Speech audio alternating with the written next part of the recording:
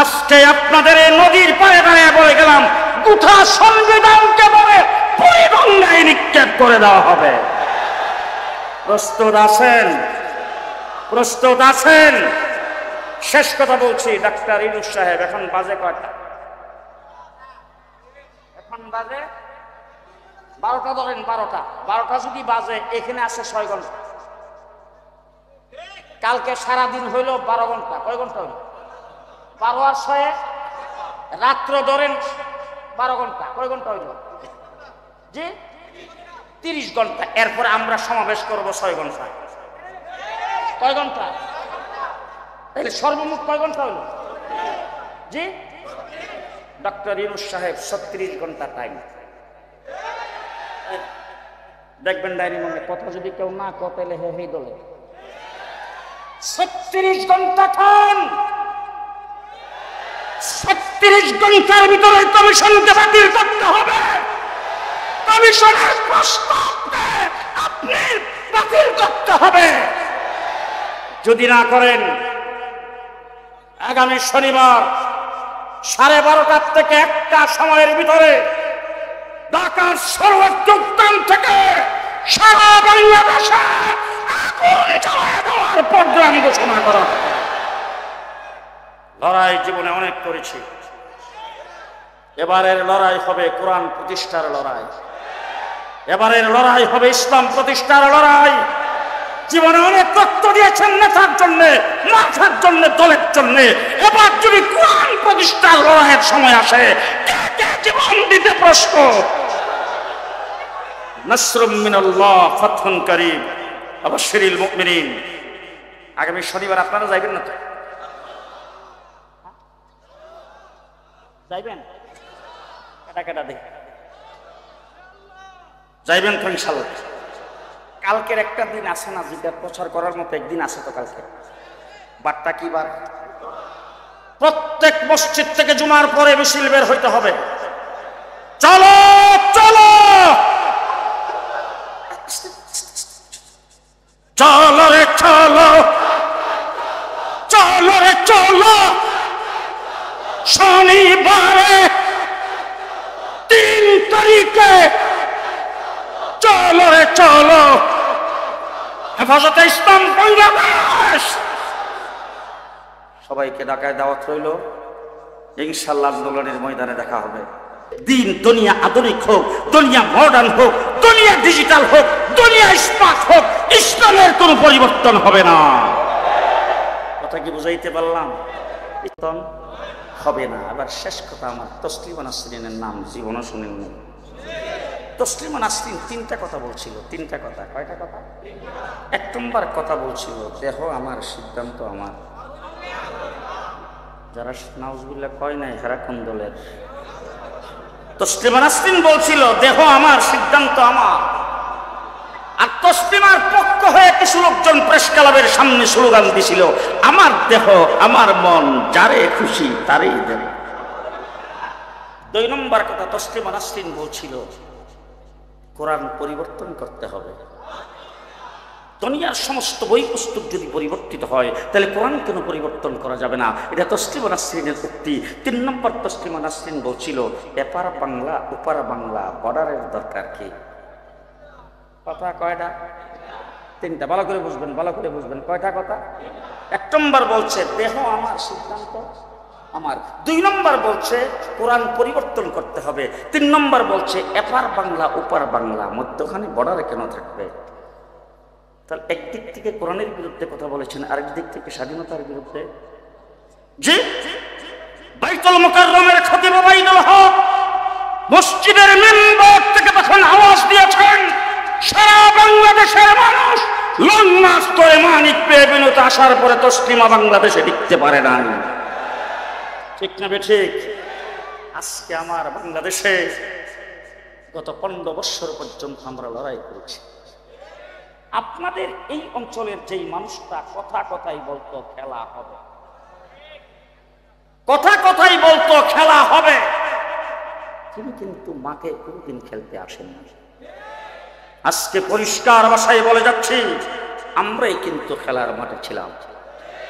গত 15 বছর পর্যন্ত মাওলানা ফেরদৌস, মাওলানা দাইমি, মাওলানা হারুন এখানকার ওলামায়ে কেরাম খেলার মাঠে ছিল। তোমরা কোনদিন খেলার মাঠে আসো নাই, তোমরা পুলিশের অস্ত্র ব্যবহার করেছো, তোমরা পুলিশ পাঠাইছো আমাদের বিরুদ্ধে, তোমরা কোনদিন খেলার মাঠে আসো নাই। তোমরা যদি এত বড় খেলোয়াড় হও, এখন গেলা কোথায়? কথা কথাই বলতা পালাবো না, আওয়ামী লীগ পালায় না, এখন গেছো এখন কোথায় গেছ? আজকে পুলিশ তোমাদের সাথে নয়, আসো দেখি খেলার জন্য আমরা প্রস্তুত, দেখবো তোমাদের সাথে কত দামে কত চাও। কিন্তু 15 বছর পর্যন্ত যারা দিনের বুট রাতে করে, যারা ধর্ম নিরপেক্ষতাবাদের দোহাই দিয়ে ইসলামকে এই দেশ থেকে উৎখাত করতে চেয়েছে, দেশের স্বাধীনতাকে রক্ষা করতে চেয়েছে, 57 জন আর্মি অফিসারকে যারা পাখির মতো হত্যা করেছে, শাপলা চত্বরে যারা 1,54,000 গুলি চালিয়েছে, সেই প্রেতাত্মাদেরকে, সেই প্রেসিবাদকে জুলাই আগস্টের আন্দোলনে বাংলাদেশ থেকে এমন ভাবে উৎখাত করেছি যেটা পৃথিবীর ইতিহাসে নাই। পৃথিবীর ইতিহাসে আমার বাংলাদেশে এরশাদের পতন হয় নাই। জি, আওয়ামী লীগ বিএনপিও তো পতন হয়েছে, কথা বলেন হয়েছে কিনা? এমন পতন পৃথিবীতে সিরিয়ার সরকার পরিবর্তন হয়েছে, টার্কির সরকার পরিবর্তন হয়েছে, মালয়েশিয়ার সরকার পরিবর্তন হয়েছে, আমার দেশের কিছু বছর আগেই মানে শ্রীলঙ্কার সরকার পতন হয়েছে। কিন্তু এত বড় পতন কোনোদিন কাহারও দেখি নাই। কোনো মসজিদের ইমাম যদি তাকে সমর্থন করছে, এটারও অস্তিত্ব নাই। কথা বলেন ঠিক না বেঠিক?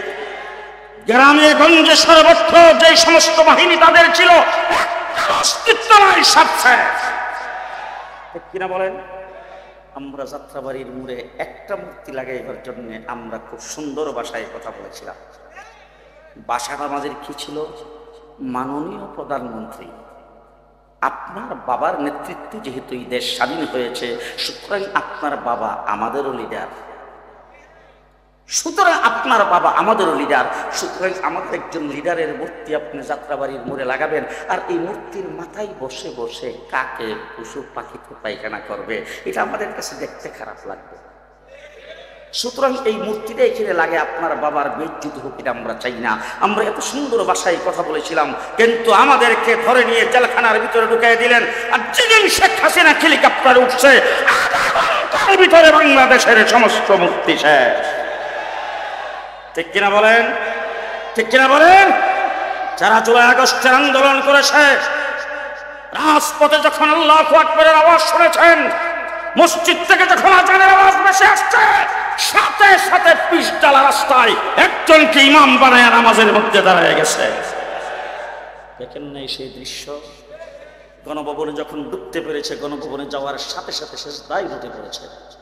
সেজদার থেকে উঠে আল্লাহর দরবারে চোখের পানি ফেলে আল্লাহর দরবারে 2 হাত উত্তোলন করে ডাক দিয়ে বলছেন, আল্লাহ, এই বিজয় তুমি আমাদেরকে দিয়েছ। এরকম জুলাই আগস্টের আন্দোলন করে যারা আল্লাহর নাম নিয়েছে, যারা রাজপথে নামাজ আদায় করেছে, যারা মুসলমান এই দেশকে ফ্যাসিবাদ মুক্তর জন্য আন্দোলন করেছেন, সেই জুলাই আগস্টের আন্দোলন শাপলা চত্বরের রক্ত এই জন্য দেওয়া হয় নাই যে বেশ্যার কন্ট্রাক্টররা এই দেশে ক্ষমতায় থাকবে। আসতে বলবেন না, পরিষ্কার ভাষায় বলছি, আমরা মুসলমান হিসাবে স্বাধীন। যতদিন মুসলমান হিসাবে থাকতে পারি থাকবো। আসতে বলবেন, আসতে বলবেন। আমার কথা আমি বলছি, জানি না আপনারা একমত হবেন কিনা। আমি আমার এই দেশে থাকবো যখন আমার ইমান বাসায় মুসলমান হিসাবে থাকতে পারি। যেদিন দেখবো আমি মুসলমান হিসাবে থাকতে পারবো না, আমার থাকার দরকার নাই। ঠিক কিনা বলেন? ঠিক কিনা বলেন? কথাবার্তা পরিষ্কার। এখন যদি কেউ যদি বিতর্কিত বিষয় চিন্তা ভাবনা করে, হুজুর তারা তো সম্পর্ক তো আমেরিকার থেকে তারা পেটিশন পাইছে, ওই জায়গার থেকে তাদেরকে বলে দিয়েছেন, এই জন্য নারী কমিশন এই রিপোর্ট পেশ করেছেন, এই প্রস্তাব দিয়েছেন। হুজুর এটা তো আমেরিকার পেটিশন, এটা তো ভারতের পেটিশন। আমরা ভারতের পেটের ভিতরে থাকি, আমরা আমেরিকা একটা বড় শক্তি, আমেরিকা যদি কাকে ধরে তাইলে একবারে জনমের দাঁত নিয়ে ছাড়ে। হুজুর এখন আমরা কি করব? ডক্টর ইউনূস সাহেব সহ যারা ক্ষমতায় আছেন তারা তো অনেক কিছু বুঝেন, তাদের ইচ্ছা থাকে সত্ত্বেও তো তারা করতে পারেন না। পরিষ্কার ভাষায় বলে যাচ্ছি, রাখো তোমার আমেরিকা, রাখো তোমার ভারত, আমি যতদিন পর্যন্ত ঈমান নিয়ে এই দেশে বেঁচে থাকতে পারবো ততদিন পর্যন্ত এই দেশে বেঁচে থাকবো। আর আমার দেশকে টিকায় রাখার জন্য ইসলামকে উৎখাত করবো, শেখা হবে না। কথা বলেন ঠিক না ঠিক? আমার দেশ থাকবে যদি ইসলাম থাকে। আমরা যদি মুসলমান হিসাবে থাকতে না পারি, দেশ তাই যায়। কথা কয় না। আমি যদি মুসলমান হিসাবে থাকতে না পারি, আমার সন্তান যদি এই দেশে ইসলাম নিয়ে বসবাস করতে না পারে, বাংলাদেশেরও দরকার নাই, আমাদেরও দরকার নাই। তাহলে আমরা দেশে কি নিয়ে থাকবো? দেখি কারা কারা কি নিয়ে থাকবো? ইসলাম নিয়ে থাকবো। তাহলে আল্লাহ পাক কোরআন শরীফের ভিতরে, আপনাদের নারায়ণগঞ্জের কোরআনে আছে কিনা আমি জানি না, আমি ব্রাহ্মণবাড়িয়ার কোরআন শরীফে পড়ছি আর এখন ঢাকায় এসে বলি। নারায়ণগঞ্জের কোরআনে আমি জানি না লিজ্জাকারি মিসলু হাজ্জিল উনসাইন, এরকম কোন আয়াত আপনাদের নারায়ণগঞ্জের কোরআনে আছে? মানে শামীম ওসমান সাহেব 70-80 রাকাত নামাজ যে কোরআন দিয়া পড়তো, সেই কোরআনে আছে তো? যে আছে না? সেই কোরআন যদি থাইকা থাকে, এখন যদি কোনো ব্যক্তি বলে নারী পুরুষের সমান অধিকার, বাবার সম্পত্তিতে ছেলে যা পাবে মেয়েও তা পাবে, মেয়েদের উপরে কোনো বৈষম্য আচরণ করা যাবে না, এটি কি কোরআন বিরোধী না কোরআনের পক্ষে? আস্তে আস্তে আস্তে কোরআন বিরোধী না কোরআনের পক্ষে? এবার জিজ্ঞেস করতে চাই, কোরআনের একটা আয়াত যদি কোনো ব্যক্তি অস্বীকার করে, সেই ব্যক্তি জি নারাজরে। এবার তোমার যদি সেই কোরআনের আয়াত মানতে ভালো না লাগে, তুমি যদি কোরআনকে সমর্থন না করো, তুমি যদি কোরআন শুনতে ভালো না লাগে, কোরআনের কথা যদি তুমি বিশ্বাস না করো, তুমি তোমার জায়গায় থাকো। হিন্দু আছে, বৌদ্ধ আছে, খ্রিস্টান আছে, নাস্তিক আছে, মুরতাদ আছে, আমরা তাদের সঙ্গে লড়াই করতে যাই না। তুমি তোমার জায়গায় থাকো, আমাদের কোনো আপত্তি নাই। কিন্তু তুমি ডক্টর ইউনূস সাহেবের মাথার উপরে বসে, সেই জায়গায় বসে তুমি কোরআনের বিরুদ্ধে আইন এই দেশের জনগণের উপর চাপাইয়া দেওয়ার চেষ্টা করবা, পরিষ্কার ভাষায় বলছি, পিটায়া তখতা বানায় ফেলানো। প্রস্তুত আছেন তো? প্রস্তুত আছেন তো? আরে তোমার যদি ব্যবসাগিরি করতে ভালো লাগে, তুমি রাত্র পেছনে শতেক মানুষের সাথে দেয় ব্যবসাগিরি করো, আমার কোনো আপত্তি নাই। তবে আমার দেশের মা বোনদেরকে ব্যবসাবৃত্তিতে লাগাইবার চেষ্টা করবা, বাংলাদেশ থেকে জুতা পিটা করে বের করে দেওয়া। কথা কি বুঝে আসতেছে? কথা বুঝে আসতেছে? পরিষ্কার ভাষায় বলে যাচ্ছি, ভালো করে শুনে রাখেন।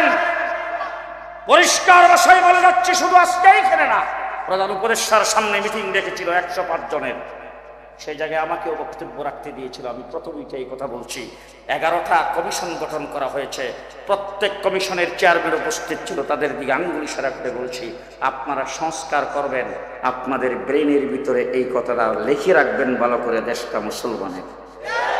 সুতরাং ইসলামকে বাদ দিয়ে কোনো সংস্কার বাংলার মাটিতে হবে না। আজকে নারী কমিশন প্রস্তাব করেছেন, দেশ হলো ইহজাতিক সংস্থা, একটা ইহজাতিক ব্যবস্থা। সুতরাং ইহজাতিক কোনো ব্যবস্থাতে কোনো ধর্মের কোনো মন্ত্র, কোনো ধর্মের কোনো বিশেষণ, কোনো ধর্মের কোনো বাক্য দিয়া সংবিধান শুরু হতে পারে না। তার মানে বিসমিল্লাহ থাকতে পারবে না, তাদের প্রস্তাব বিসমিল্লাহ থাকতে পারবে না, রাষ্ট্রধর্ম ইসলাম থাকতে পারবে না, তাদের প্রস্তাব আল্লাহর উপর পূর্ণ আস্থা ও বিশ্বাস দিয়ে সংবিধান শুরু হতে পারবে না। পরিষ্কার ভাষায় বলছি, আল্লাহর উপর পূর্ণ আস্থা ও বিশ্বাস, বিসমিল্লাহ সহ গোটা সংবিধানের কোনো জায়গায় একটা অক্ষর যদি ইসলামের সাথে আর কোরআনের সাথে সাংঘর্ষিক থাকে। হযরত সুলাইমান আলাইহিস সালাতু ওয়াস সালামকে আল্লাহ পাক একটা সিংহাসন দান করেছিলেন, ব্রাহ্মমান ক্যাবিনেট। সুলাইমান আলাইহিস সালামের সিংহাসন, এটা চলার জন্য কোনো পেট্রোল লাগতো না। একসাথে 90,000 মানুষ সেখানে আরোহণ করতে পারত।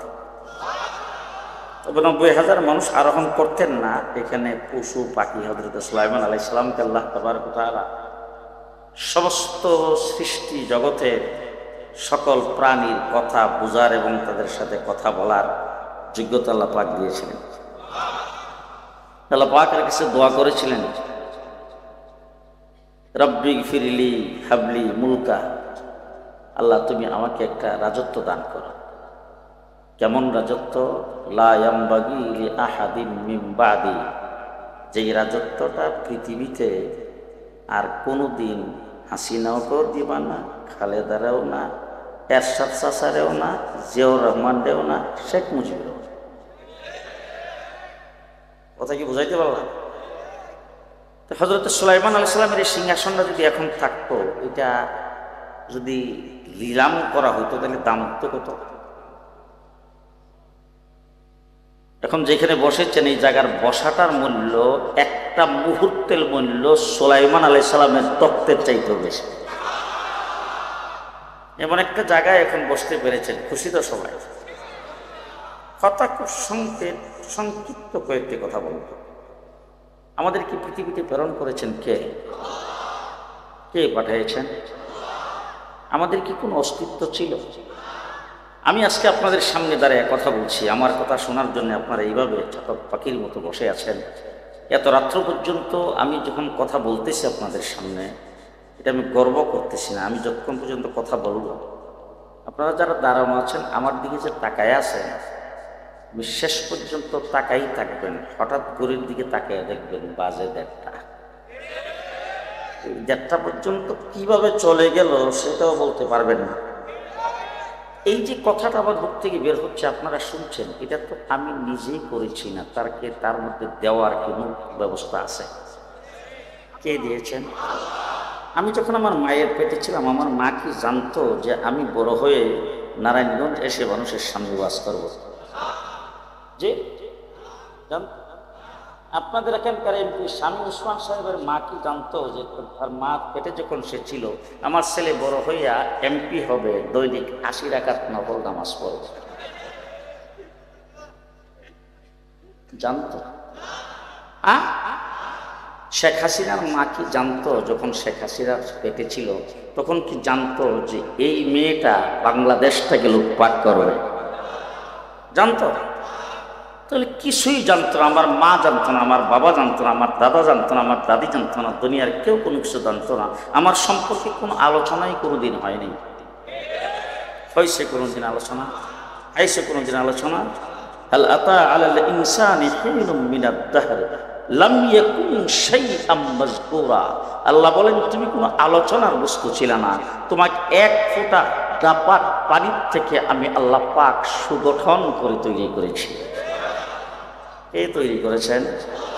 আমি এখন আপনাদের জিজ্ঞেস করতে চাই, প্রস্রাব পাক না পাক? পায়খানা পাক। এবার বলেন তো দেখি, সারা রাত্র, সন্ধ্যা রাত্র থেকে শুরু করে যদি ফজর পর্যন্ত কোনো ব্যক্তি, ফজরের আজান পর্যন্ত, সূর্য ওঠার আগ পর্যন্ত যদি কোনো ব্যক্তি সারা রাত্র পায়খানা করে, পায়খানা করে বিছনাপত্র জামা কাপড় যা আছে সব দিশে ভরায়, হুজুরকে জিজ্ঞেস করে দেখেন তো গোসল ফরজ হবে কয়বার? পায়খানা পাক না না পাক? সারা রাত্র করলে গোসল, গোসল ফরজ হবে? প্রস্রাব না পাক, সারা রাত্র যদি প্রস্রাব করতে থাকে গোসল ফরজ হয়েছে কয়বার?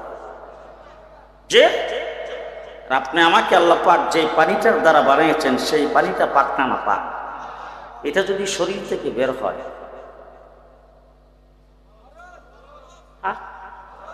তাহলে প্রস্রাব পায়খানার মতোই না পাক না, এক চাইতে আরো বেশি না পাক? কথা বলেন, কথা বলেন। যেটা শরীর থেকে বের হইলে গোসল ফরজ হয়, এরকম একটা কারু না পাক পানির দ্বারা আল্লাহ পাক বলেন লাকাদ খালাকনাল ইনসান ফি আহসানি তাকবীর। ৮০,০০০ মাখলুকাতের ভিতরে সবচেয়ে বেশি সুন্দর করে তোমাদেরকে বানাইছে। কে বানাইছে? আর জোরে আল্লাহ বানাইছেন। এখন আমার মায়ের পেটে যখন আমি সেখানে ছিলাম, প্রচন্ড গরমের ভিতরে মা এসি রুমের ভিতরেও তার গরম লাগে। কতক্ষণ পর পর এসির দিকে তাকায় কি রে বলে, এসিও যেমন ঠান্ডা হয় না। ছেলে তখন মা ঠান্ডা হবে যে নেটওয়ার্কে আরে কি কি জানি কয়টা ভোল্টেজ ওঠানামা করে। কথা বলেন, এই প্রচন্ড গরমের ভিতরে যখন আপনার মার শরীরে গরম লাগে, পাতলা জামা কাপড় পরে শরীর থেকে যখন ঘাম বের হয়, আর সে মায়ের পেটে, আপনি আল্লাহ বলেন তোমার মায়ের পেটের ভিতরে আমি গরম স্পর্শ করতে দেই নাই। আজ পর্যন্ত কোনোদিন শুনছেন যে মা যখন প্রচন্ড গরমের দিন আসে তখন মাকে অন্তত দৈনিক 2 ঘন্টা কচুরি ফেনাওয়ালা একটা পুষ্কনিতে চোবা দিয়ে রাখতেন? শুনছেন কোনোদিন? প্রচন্ড শীত, আর কাঁপানো শীতের ভিতরে তোমার মা শীতে কাঁপতেছে, কিন্তু তুমি তোমার মায়ের পেটে আমি আল্লাহ পাক সেখানে শীত পৌঁছতে দেয়নি। হ্যাঁ, কে বানাইল? কে বানাইল? মায়ের পেটে তোমাকে সুগঠন করেছে সেই জায়গার ভিতরে, এখন সেখানে তোমার খাবারের প্রয়োজন হয়েছে। আল্লাহ বলেন সেই খাবার আমি সাপ্লাই দিয়েছি। কে দিয়েছেন সাপ্লাই? মায়ের পেটের ভিতরে তোমার খানার প্রয়োজন, আমি আল্লাহ পাক সেখানে তোমার খানা সাপ্লাই করেছি। এরপর তুমি পৃথিবীতে আসবা। দুনিয়ার কোন ডাক্তাররা তো এখন কষায় খানায় পরিণত হয়েছে, কথা কথাই সিজার। আমার আল্লাহ রাব্বুল আলামিন বলেন তোমাকে বিশেষ কায়দায় পৃথিবীতে যখন আমি আনলাম তখন তোমার মুখ ছিল দাঁত। যদি কথা না বলে হ্যাঁ কাওয়া কাদের বলে লোক, কথা ছিল, মুখ ছিল দাঁত, জবান ছিল কথা বলার শক্তি, হাত ছিল ধরার শক্তি ছিল, হাত ছিল ধরার শক্তি ছিল না, মুখ ছিল চাবাইবার শক্তি ছিল না, চোখ ছিল দেখার শক্তি ছিল না, পাও ছিল চলার শক্তি ছিল না, ব্রেন ছিল তোমার চিন্তা ভাবনা করার শক্তি ছিল না, কান ছিল তোমার শোনার শক্তি ছিল না। এমন একটি অবস্থায় তোমাকে দুনিয়াতে প্রেরণ করেছি আমি আল্লাহ তাবারক ওয়া তাআলা। তোমার মায়ের কোলে এমনভাবে তোমাকে লালন পালন করেছি, তোমার মার অন্তরে এমনভাবে মহব্বত ঢেলে দিয়েছি যে তোমার এই শোয়া অবস্থায়, বলতে না পারা অবস্থায়, চলতে না পারা অবস্থায় তোমার সব সমস্যার সমাধান হয়েছে কিনা বলো? হ্যাঁ, সব সমস্যার সমাধান। তুমি তোমার শুয়ে আসো, শুয়ে থাকতে থাকতে তোমার এখন অসহ্য লেগে গেছে, তোমার মনে চাচ্ছে একটু কুলে উঠার, তোমার হাত পাও এখন আর ঠিক মতো তুমি রাখতে পারতেছো না, দীর্ঘক্ষণ শুয়ে থাকার কারণে তোমার অসহ্য লাগতেছে। এই অবস্থায় যখন তোমার কোলে উঠার মনে চাইছে, তুমি কি তোমার মাকে ডাক দিয়ে বলতে পারছো মা অনেকক্ষণ শুয়ে আছে আমাকে কোলে লও? তখন তোমার মুখের ভিতরে শুধু মন্ত্র ছিল একটা, ওয়া। কি ছিল? ওয়া। এবার তুমি শুয়ে আসো, তোমার শরীরের মধ্যে এসে পিঁপড়া উঠছে, পিঁপড়া হাতের নিচে, পায়ের নিচে, পায়ের চিপায় তোমাকে কামড় দিয়েছে। তুমি মাকে ডাক দিয়ে বলতে পারো না মা একটা পিঁপড়া আমাকে দংশন করেছে, একটা পিঁপড়া আমাকে কামড় দিয়েছে। তোমার একটা মন্ত্র, ওয়া। কথা বলেন? তোমার পেটে ব্যথা করতেছে, হোয়া। মাথা ব্যথা করতেছে, হোয়া। তোমার কুলি উঠার মনে চাইছে, হোয়া। তোমার খাবারের মনে চাইছে, হোয়া। তোমার যাবতীয় সব কিছু, তুমি ঘুমায় গেছো, ঘুম পাড়ায় তোমার মা রান্না বান্না করার জন্য চলে গেছে। এখন তুমি ঘুম থেকে উঠছো, তোমার মায়ের ডাক দিয়ে বলতে পারো না মা আমি সজাগ হয়েছি, একটাই মন্ত্র, হোয়া। এক হোয়ার দ্বারা সব সমস্যার সমাধান করেছেন শামীম ওসমান সাহেব। কাওয়া কাদের? শেখ মুজিবুর রহমান। কে? আরো জোরে কে? তোমার মুখের ভিতরে দাঁত ছিল না, দাঁতগুলি তো বোধ হয় MBBS লাগাইছে, পারসিয়াস বাজার থেকে কিনে আনছেন। কে উঠাইল? দাঁতগুলি উঠেছেন আল্লাহ। তোমার মুখের স্বাদের পরিবর্তন করেছেন আল্লাহ। তোমার খাবারের যাবতীয় সব কিছু পরিবর্তন করেছেন আল্লাহ। তোমার মায়ের দুধ তুমি পান করো, বাহিরের দুধ যদি তুমি খাও তখন বাহিরের দুধের কারণে তোমার পেট গন্ডগোল করে, মায়ের দুধের কারণে তোমার পেটের গন্ডগোল হয় না। যে পেটের গন্ডগোল করে তুমি যে কোনো জিনিস খাইলে সেই জিনিসটাকে তোমার স্বাস্থ্যসম্মত বানাইবার জন্যে আল্লাহ পাক বলেন আমি ডাইজেস্ট ক্ষমতা তোমাকে বাড়াইয়ে দিয়েছি, আমার খাবারের রুচি তোমার পরিবর্তন করে দিয়েছি। যেইভাবে তুমি বাইরে উঠতে সেইভাবে তোমার রুচিও বাড়তেছে। কে করেছে? কে করেছে? আল্লাহ তাবারক ওয়া তাআলা তোমার জন্য শুধু এতটুকু করে নাই, আল্লাহ বলেন যাবতীয় সব কিছু তোমার জন্য বানাইছি। সুবহানাল্লাহ। আস্তে আস্তে আলাম নাজালিল আরদা মিহাদা ওয়াল জিবালা আওতাদা ওয়া খালাকনাকুম আজওয়াজা وَجَعَلْنَا نَوْمَكُمْ سُبَاتًا وَجَعَلْنَا اللَّيْلَ لِبَاسًا। এখন যদি রাত্র না হইয়া যদি দিন থাকতো, আর যদি অন্ধকার না হতো ঘুমটা খুব ভালো হতো। ঘুম ভালো হইতো? আল্লাহ যদি রাত্রটা না দিত, 24 ঘন্টা যদি আল্লাহ পাক দিনের মতো সূর্য উঠায় রাখতো, তাহলে মালিক আর শ্রমিকে খুব মিল থাকতো। যে শ্রমিক বেচারা কইতো আমি ঘুমাবো দিনের 12টার থেকে, আর মালিক কইতো সাবধান। কথা বলেন ঠিক না বেঠিক? রাত্র এবং দিন দিয়ে আল্লাহ তাবারক ওয়া তাআলা বিষয়টাকে ভাগ করে দিয়েছেন। দিনটাকে দিয়েছেন তোমার রুজি রোজগারের জন্য, রাত্রকে দিয়েছেন তোমার আরামে ঘুম হওয়ার জন্য। কে করেছেন ব্যবস্থা? সবকিছুর ব্যবস্থা আল্লাহ তাবারক ওয়া তাআলা করে। আল্লাহ বলেন জমিন থেকে তোমাদের জন্য বিছানা স্বরূপ বানিয়ে দিলাম, আসমানটাকে ছাদ স্বরূপ বানিয়ে দিলাম, আর জমিন থেকে তোমাদের জন্য এমন করেছি উর্বর ক্ষেত্র তৈরি করেছি। সেই জায়গা থেকে আল্লাহ তাবারক ওয়া তাআলা আসমান থেকে জমিনের মধ্যে বৃষ্টি বর্ষণ করি, আর বৃষ্টির পানির মাধ্যমে জমিনকে উর্বর করে সেখান থেকে তোমার জন্য ফল ফলাদির ব্যবস্থা করি। কে করেছেন? কে করেছেন? এক জায়গায় গেলাম, যাইয়া দেখি বাঁশের জার। চিনেন না? বাঁশের জার চিনেন? বাঁশের জার হলো ক্ষেতের আইলের মধ্যে, আর ক্ষেতের মধ্যে হইল আখ, উৎসাহ, গেন্ডারি। দেখতে কিন্তু একরকম, কথা দিয়ে হয় না। এবার যদি গেন্ডারি যদি চাপান, সেটার ভিতর থেকে রস মিষ্টি নাই তো, চিনি মিশানো কিনা, দেখতে তো একই রকম। বাঁশটারে যদি চাপান, যে জায়গার কোন বেশ কম আছে, মাটির কোন বেশ কম আছে, এক জায়গার সার, এক জায়গার ফসফরাস, এক জায়গার জোর, এক জায়গার সবকিছু। আখেও শস্যেরও টানছে, আখেও টানছে, গেন্ডারিও টানছে, বাঁশেও টানছে। একটার ভিতরে পানি আল্লাহ পাক মিঠা করে দিয়েছেন, আরেকটার ভিতরে কোনো কিছুই নেই। কে দিয়েছেন? কে দিয়েছেন? ও আমার ভাইরা, সে আল্লাহ পাক বলেন আহা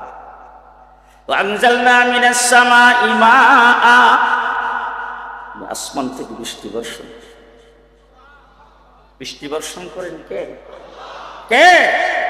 আসমান থেকে বৃষ্টি দেন আল্লাহ, জমিন থেকে ফসল তোমাদের জন্য ফলাইছেন আল্লাহ। আল্লাহ তাবারক ওয়া তাআলা চন্দ্র তোমার জন্য বানিয়েছে, সূর্য তোমার জন্য বানিয়েছে, বাতাস তোমার জন্য বানিয়েছে, আগুন তোমার জন্য বানিয়েছে, পোকা মাকড় তোমার জন্য বানিয়েছে, সাপ বিচ্ছু তোমার জন্য বানিয়েছে, বাঘ ভাল্লুক তোমার জন্য বানিয়েছে, জন্তু জানোয়ার তোমার জন্য বানিয়েছে, গাছ গাছালি ফল ফলাদি আল্লাহ পাক তোমার জন্য বানিয়েছে।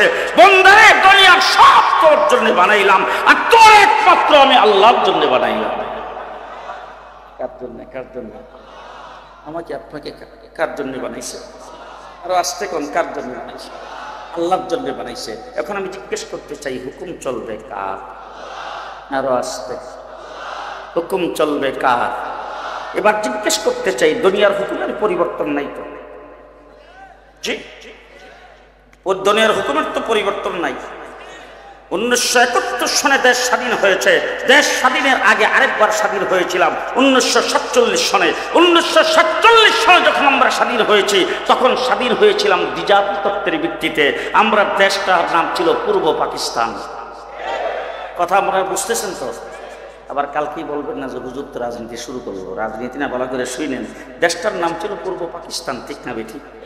পূর্ব পাকিস্তানের মধ্যে আরেকটার নাম কি ছিল? পশ্চিম পাকিস্তান। পশ্চিম পাকিস্তান আর আমাদের পূর্ব পাকিস্তানের সঙ্গে বর্ডার লাগালাগি তো, ঢাকা উত্তর আর ঢাকা দক্ষিণের মতো। হ্যাঁ, সোনারগাঁ উত্তর আর সোনারগাঁ দক্ষিণ, এরকম কোনো ব্যবস্থা ছিল নাকি? মধ্যখানে হাজার হাজার মাইল ইন্ডিয়া। কথা বলেন, কথা বলেন। তাহলে এবার জিজ্ঞেস করতে চাই, দ্বিজাতি তত্ত্বের ভিত্তিতে যখন দেশ স্বাধীন হলো, একটার নাম হবে হিন্দুস্তান, আরেকটার নাম হবে পাকিস্তান। আমরা তখন কোন ভাগে পড়েছিলাম? কোন ভাগে? কোন ভাগে? পাকিস্তান। এবার জিজ্ঞেস করতে চাই, আমাদের ভাষা কি? আমরা জাতে বাঙালি, ভাষা বাংলা। এবার আমার পাশে আরেকটা জায়গা আছে, যেই জায়গাটার নাম হলো কলিকাতা, পশ্চিমবঙ্গ, ইন্ডিয়ার। ওই জায়গাটার ভাষা কি? বাংলা। তারা জাতে কি? বাঙালি। তাইলে তারাও বাঙালি, আমরাও বাঙালি। তারাও বাংলা ভাষায় কথা বলে, আমরাও বাংলা ভাষায় কথা বলি। তাদের ভাষাও বাংলা, আমাদের ভাষাও বাংলা। আমরাও বাঙালি, তারাও বাঙালি। তো তসলিমা নাসরিন বলছিল, এপার বাংলা ওপার বাংলা, মধ্যখান থেকে বর্ডারটা তো উঠাই দিলেই চলে। আমি আপনাদের জিজ্ঞেস করতে চাই, বাঙালি জাতি কলকাতার মানুষও, বাঙালি জাতি ঢাকার মানুষও, তাইলে ঢাকা কেন হলো পাকিস্তান, কলকাতা কেন হলো হিন্দুস্তান? ভাষার দিক দিয়ে কোনো পার্থক্য যে জাতির দিক দিয়ে কোনো পার্থক্য নাই। এখন বাকি কথাটার উত্তর আপনারা দিবেন। আমার ওয়াজ শেষ। কলিকাতা কেন হলো হিন্দুস্তানের অংশ? আমরা কেন হয়েছিলাম 7 সমুদ্রে এত হাজার হাজার মাইল পরে আমরা কেন হয়েছিলাম পাকিস্তানের অংশ? বলেন বলেন বলেন। আজকে যারা বাংলাদেশে মুক্তিযুদ্ধের চেতনার কথা বলে 15 বছর পর্যন্ত শোষণ করেছ, তাদের চোখে আঙ্গুল দিয়ে বলতে চায় আমরা মুসলিম হিসাবে হয়েছিলাম পূর্ব পাকিস্তান। আমাদের পরিচয় ডাইনিবামে তাকে দেখবেন মুসলমান শব্দটা কেউ আসতে কয় না কি করে না করে। আমাদের পরিচয় মুসলমান। 1947 সনে আমরা পাকিস্তান হয়েছিলাম মুসলিম অধ্যুষিত হওয়ার কারণে, ঠিক না বেঠিক? এবার আসেন দেখি পশ্চিম পাকিস্তানিরা আমাদের উপর বৈষম্য চালাইছে। চাকরির ক্ষেত্রে, শিক্ষার ক্ষেত্রে আমাদের উপর যখন তারা নির্যাতন করতে শুরু করেছেন, বৈষম্যমূলক আচরণ শুরু করেছে, তখন 7.5 কোটি বাঙালি পশ্চিম পাকিস্তানের বিরুদ্ধে অস্ত্র ধরে 9 মাসে স্বাধীন করেছি বাংলাদেশ। কয় মাস? এবার কথা কিনতে পারে পরে আমার আবার কেস মামলা দিয়েন না। আমি কিন্তু সাংঘাতিক বড় শক্তিশালী মানুষ, আপনারা চিনেন না। কি আর আপনাদের সামনে মুসলমান টুসমান এইসব। আমি ঢাকায় বৈশা চট্টগ্রামে পুলিশ ফিরেছি। ঢাকায় থেকে আমি চট্টগ্রামে পুলিশের গাড়ি ঘুরাইছি। সাংঘাতিক শক্তি কিন্তু আমার। 8টা মামলা দিছে আমার ঢাকায়। 2 বছর জেলে আছিলাম ওই মামলায়।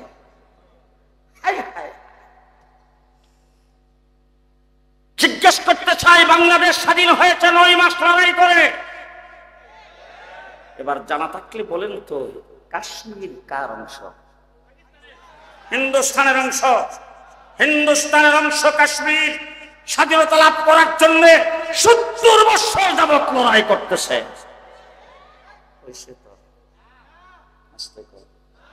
হয়েছে স্বাধীন। এবার আসেন আমার পার্শ্ববর্তী একটা জায়গার নাম হলো আসাম। আসামের দিকে 10 ট্রাক অস্ত্র লেগেছেন। 10 ট্রাক অস্ত্র মামলায় আমার বাংলাদেশের অনেক মন্ত্রী মিনিস্টার জেল খেটেছেন। 10 ট্রাক অস্ত্র তারা নিতে চাইছিল আমার বাংলাদেশের উপর দিয়া। আমার দেশের প্রশাসনকে ফাঁকি দিয়ে তারা স্বাধীনতা যুদ্ধ করার জন্য 40 বছর যাবৎ করতেছে যুদ্ধ। হয়েছিনি স্বাধীন? কথা বুঝেন নাই বোধ হয়। কাশ্মীর করতেছে স্বাধীনতা আন্দোলন কয়দিন? 70 বছর।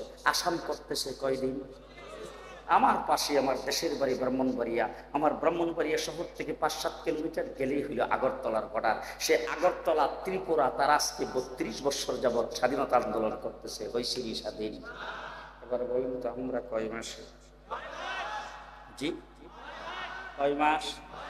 9 মাস। এবার যারা মুক্তিযুদ্ধের চেতনার কথা বলে আমাদেরকে যারা গালিগালাজ করো, 1.5 মাস পর্যন্ত রিমান্ডে ছিলাম। যারা আমাকে জিজ্ঞাসাবাদ করেছেন, সর্বপ্রথম গালিটা যেটা দিত, তুই পাকিস্তানি রাজাকার।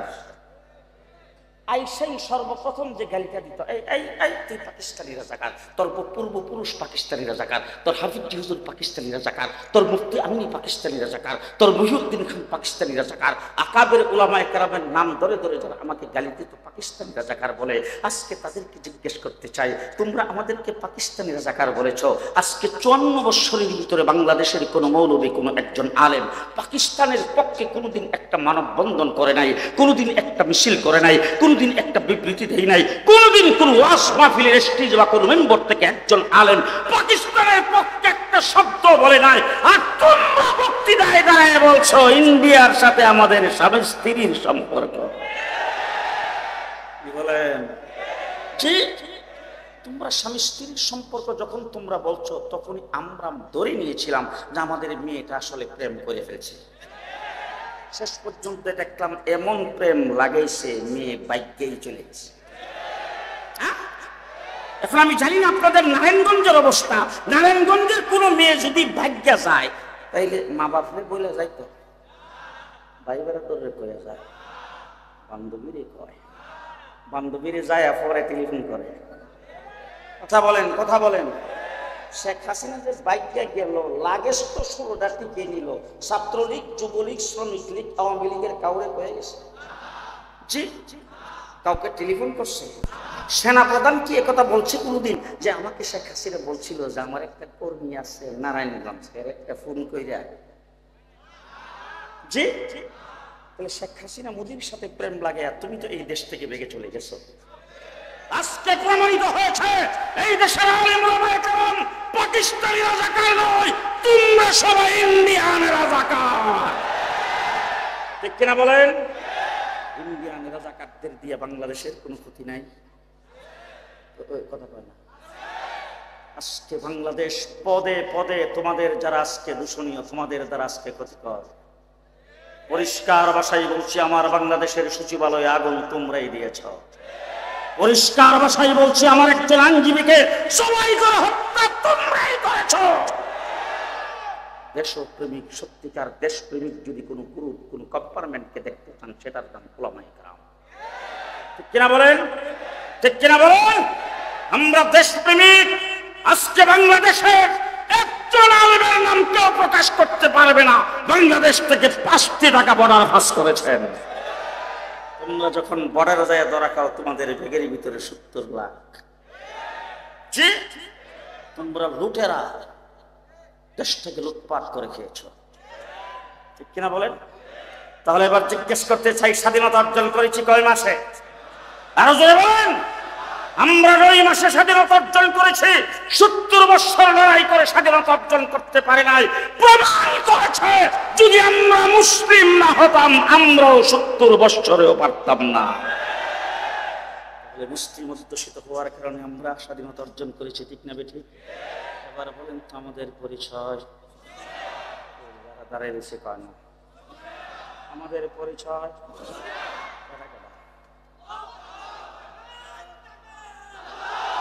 আমরা মুসলমান, মনে থাকবে তো? এবার শেষ কথা শুনেন। আওয়ামী লীগ যখন ক্ষমতায় ছিল 1970 পর্যন্ত, 75 পর্যন্ত, তখন আওয়ামী লীগের সরকার শেখ মুজিবুর রহমান একটা সংবিধান তৈরি করেছিলেন।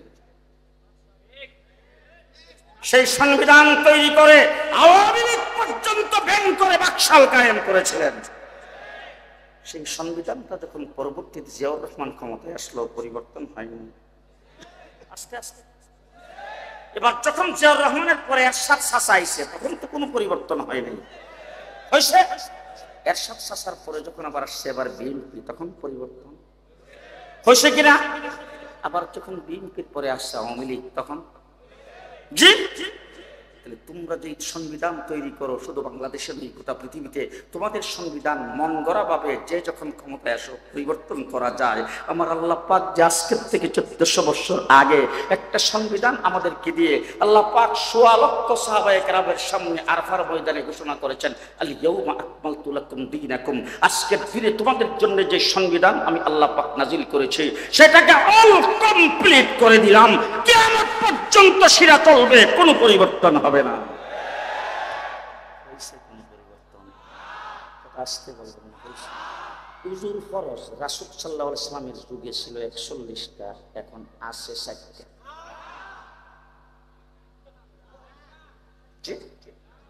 হযরত আবু বকর সিদ্দিকের যুগে ছিল 21টা, এখন কাটতে কাটতে 60টা রয়েছে।